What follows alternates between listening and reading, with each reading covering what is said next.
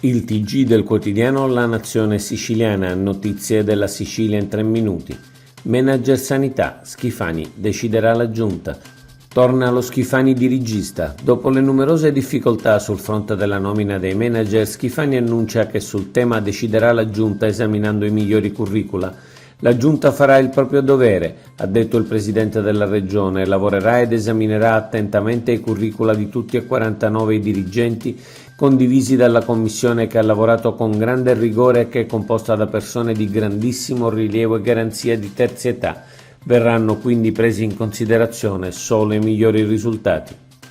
I due blocchi della maggioranza. L'avvicinarsi delle elezioni europee sta determinando pesanti fibrillazioni nella maggioranza di governo regionale che sembra dividersi in due blocchi. Da un lato Fratelli d'Italia, gran parte della Lega, parte di Forza Italia e l'MPA, dall'altro Schifani con l'altra parte di Forza Italia, Cuffaro e San Martino.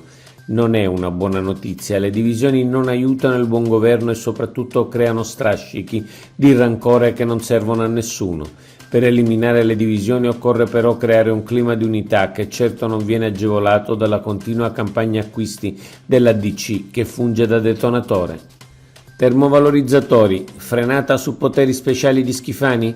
Da mesi il presidente Schifani annuncia che al più presto arriverà dal governo Meloni, con il placet del ministro dell'ambiente Pichetto Fratin, un provvedimento che gli attribuirà poteri speciali uguali a quelli del sindaco di Roma per la realizzazione di 2 termovalorizzatori in Sicilia. Lo ha ripetuto anche nella giornata di ieri. Attendiamo da Roma e spero a breve, ha detto Schifani, una risposta sui termovalorizzatori.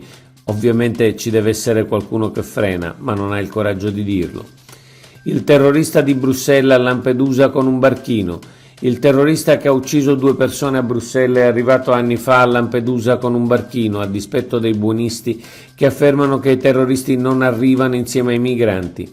L'Europa intera, progressisti e conservatori, deve parlare chiaro sul tema dei migranti.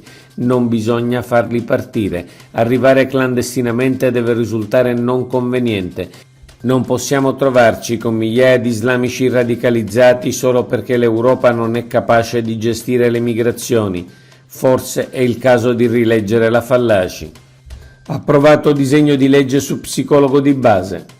L'Ars ha approvato all'unanimità il disegno di legge sullo psicologo di base. Già dal 2024 200 psicologi lavoreranno in Sicilia in convenzione e verranno inquadrati dalle aziende sanitarie provinciali allo stesso modo dei medici di famiglia e dei pediatri. La norma prevede 2 psicologi ogni 50.000 abitanti, la copertura è di circa 7 milioni e mezzo di euro, un servizio a difesa dei più fragili e vulnerabili, in particolare i giovani.